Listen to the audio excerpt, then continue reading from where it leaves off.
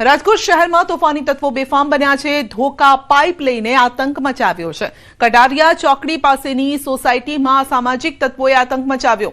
4 થી 5 લોકોએ પથ્થરોના ઘા કર્યા। મારામારીની ઘટના સીસીટીવીમાં કેદ થઈ છે। તો મોઢે રૂમાલ બાંધી પથ્થરો ફેંકતા જોવા મળ્યા છે।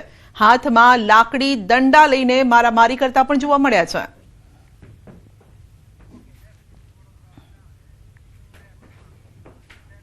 વડોદરા શહેરમાં જાહેરમાં મારામારી કરવી ભારે પડી છે। પોલીસે તોફાની તત્વોને કરાવ્યું છે ભાન। 2 દિવસ અગાઉ કરી હતી મારામારી। હાથખાના વિસ્તારમાં જાહેરમાં મારામારી કરી હતી અને પતંગની લારી લગાવવા મામલે ભાઈઓ વચ્ચે હિંસક તકરાર થઈ હતી અને જાહેરમાં મારામારીની ઘટના બની હતી। તો આ સાથે જ ભયનું માહોલ પણ સર્જાયું હતું, કારણ કે મારામારી થઈ રહી હતી ત્યારે આસપાસના લોકો પણ ડરી ગયા હતા। હાથીખાના ગેટ નંબર 1 સામેની આ ઘટના છે, જેના વિડીયો પણ સામે આવ્યા છે। કુંભારવાડા પોલીસે 4 શખ્સની અટકાયત પણ કરી છે અને કાન પકડાવીને કાયદાના પાઠ ભણાવ્યા છે। માફી પણ મંગાવી છે।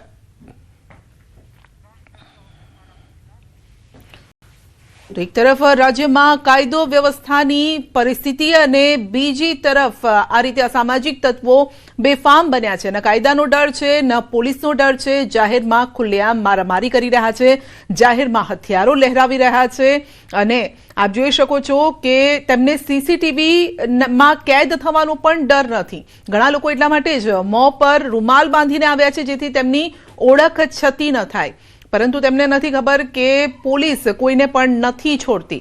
આ રીતે જાહેરમાં કાયદો હાથમાં લઈ રહ્યા છે અને બીજાને પણ પરેશાન કરી રહ્યા છે, ડર અને ભયમાં મૂકી રહ્યા છે।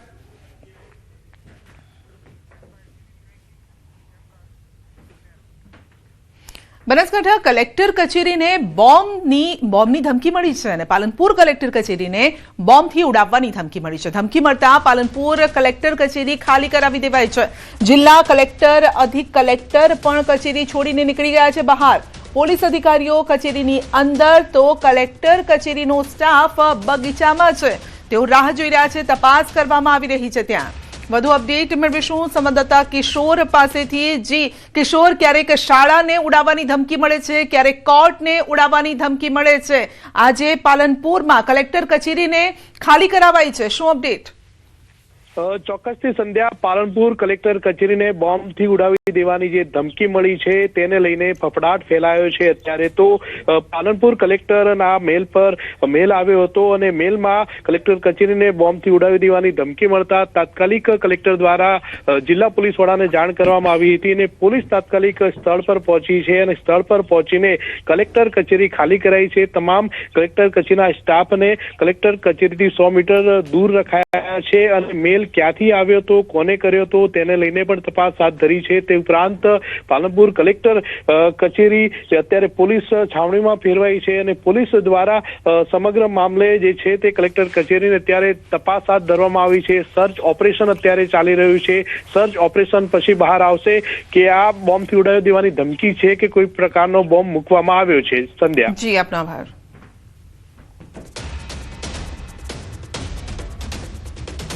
કુંકાવાવ તાલુકાના લુણીધાર ગામમાં રાત્રે ચોરીની ઘટના સામે આવી। સરદારા પરિવારના ખોડિયાર માતાજીનું મંદિર, જેમાં સ્વામિનારાયણ મંદિરમાં અજાણ્યા ચોરોએ ચોરી કરી છે। ચોરી કરતા ચોરો ખોડિયાર માતાજીના મંદિરના સીસીટીવી કેમેરામાં કેદ થયા છે, જેના દ્રશ્યો હાલ સોશિયલ મીડિયામાં વાયરલ થઈ રહ્યા છે। ઘટનાની જાણ થતાં તુરત જ પોલીસને આની જાણ કરવામાં આવી હતી અને ગામમાં સતત વધી રહેલા નાની મોટી ચોરીના બનાવોને લઈને ગ્રામજનોએ ચિંતા વ્યક્ત કરી છે। તો ખોડિયાર માતાજીના પવિત્ર મંદિરના પરિસરમાં ચોરી થવાની ઘટના સામે આવતા સમગ્ર વિસ્તારમાં ડરનો માહોલ છે અને રોષ પણ છે કે ચોર ટોળકી મંદિરને પણ નથી છોડતી, ભગવાનને પણ નથી છોડતી।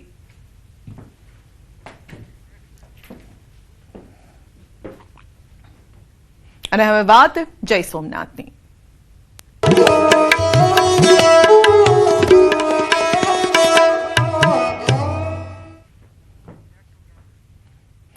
પીએમ નરેન્દ્ર મોદી 3 દિવસના ગુજરાત પ્રવાસે 10, 11 અને 12 જાન્યુઆરીએ પીએમ આવશે ગુજરાત પ્રવાસ। પીએમ મોદીનો મિનિટ ટુ મિનિટ કાર્યક્રમ, જેની માહિતી પણ સામે આવી છે। ન્યૂઝ 18 પાસે મિનિટ ટુ મિનિટ કાર્યક્રમ છે। 10 જાન્યુઆરીએ સાંજે 4 કલાકે પીએમ રાજકોટ પહોંચશે, જ્યારે રાજકોટથી સોમનાથ બાય રોડ જશે। જ્યાં પીએમ સોમનાથ ટ્રસ્ટના ટ્રસ્ટીઓ સાથે બેઠક કરશે. સોમનાથમાં પીએમ રાત્રિ રોકાણ કરશે અને જ્યારે 11 જાન્યુઆરીએ સવારે 9 કલાકે સોમનાથ મંદિરમાં દર્શન કરશે. બાદમાં 11 કલાકે શૌર્ય યાત્રાનું પીએમ કરાવશે પ્રસ્થાન અને જંગી સભાને સંબોધિત કરશે. તો બપોરના 1 કલાકે પીએમ મોદી હેલિકોપ્ટરથી રાજકોટ જશે અને જ્યાં રાજકોટ મારવાડી યુનિવર્સિટીના કાર્યક્રમમાં ઉપસ્થિત રહેશે. આ ઉપરાંત વાઇબ્રન્ટ ગુજરાતના એક્ઝિબિશનનું ઇનોવેશન પણ કરશે. તો આ સાથે જે બાદ રાજકોટથી પીએમ મોદી 5 કલાકે અમદાવાદ આવશે.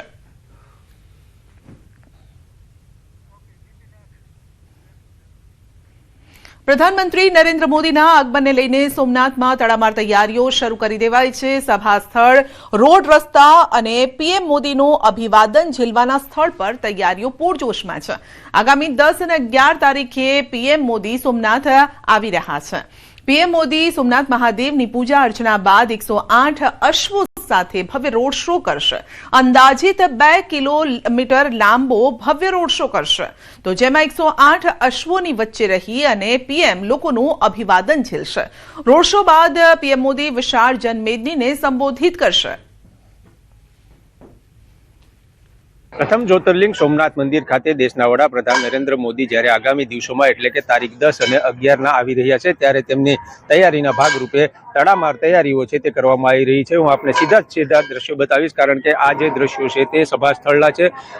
દેશના પ્રથમ જ્યોતિર્લિંગના સોમનાથ મંદિર ખાતે જે આ સદભાવના ગ્રાઉન્ડ છે ત્યાં આગળ વડાપ્રધાન નરેન્દ્ર મોદી છે જે જંગી સભા છે તેમને સંબોધશે. જો કે માનવામાં આવી રહ્યું છે કે વડાપ્રધાન નરેન્દ્ર મોદી પ્રથમ સોમનાથ મંદિર ખાતેથી 108 અશ્વો સાથે તેઓની ભવ્ય રેલી છે તે યોજશે અને આ રેલી બાદ કહી શકાય કે સંઘ સર્કલ ખાતે અહલ્યાબાઈ હોલકરની પ્રતિમા છે તેમનું અનાવરણ કરશે અને ત્યારબાદ આ સદભાવના ગ્રાઉન્ડ ખાતે જે સભા સ્થળની તડામાર તૈયારીઓ ચાલી રહી છે આ સભા સ્થળ ખાતે વડાપ્રધાન નરેન્દ્ર મોદી છે તે અંદાજિત 1 લાખ જેટલા લોકોને સભામાં છે તે સંબોધશે અને ત્યારબાદ સોમનાથથી રવાના થશે. જોકે સોમનાથના ઇતિહાસમાં પ્રથમ વખત એવું બનવા જઈ રહ્યું છે કે 2 કિલોમીટર લાંબી 108 અશ્વો સાથે આ સભા રેલી છે તે યોજાવાની છે અને તેમને બહોળી સંખ્યામાં લોકો છે તે પણ આવકારવા માટે ઉત્સાહિત જોવા મળી રહ્યા છે.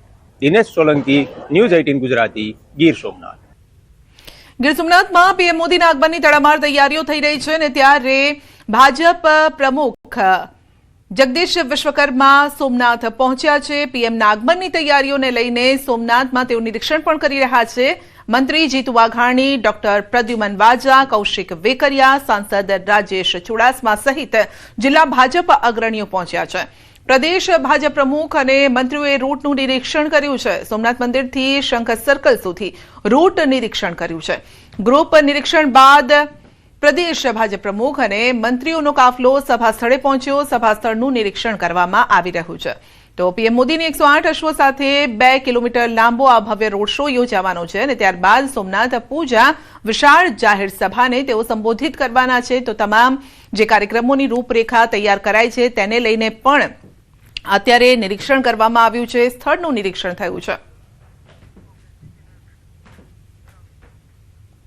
આણંદમાં નાયબ મુખ્યમંત્રી હર્ષ સંઘવીએ નવા બસ સ્ટેન્ડની ઓચિંતી મુલાકાત લીધી અને આ દરમિયાન મુસાફરો સાથે પણ વાતચીત કરી હતી. વિદ્યાર્થીઓની રજૂઆતના પગલે નવી 3 બસ ફાળવવાની જાહેરાત કરી છે.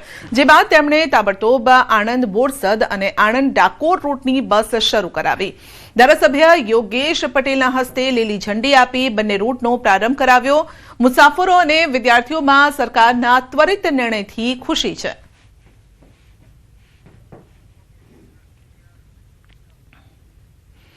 અંગદાન જનજાગૃતિ માટે નવી પહેલ કરાઈ છે.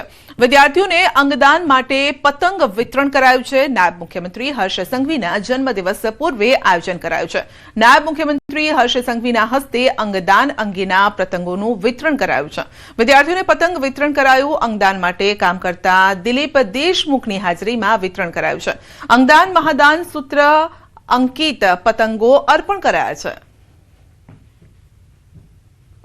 આવતીકાલે આપણા માનનીય ઉપમુખ્યમંત્રી શ્રી હર્ષભાઈ સંઘવીનો જન્મદિવસ છે. હું છેલ્લા 6 વર્ષથી સતત અંગદાન જાગૃતિનું કામ કરી રહ્યો છું. અને દરેક પ્રસંગે અંગદાનનો મેસેજ મળી જાય એટલે એમના જન્મદિવસ નિમિત્તે આજે એમના હસ્તે નર્સિંગના સ્ટુડન્ટ્સને સરસ પતંગ વિતરણ કરીને અમે આ અંગદાન મહાદાનનો મેસેજ સમાજમાં જાય.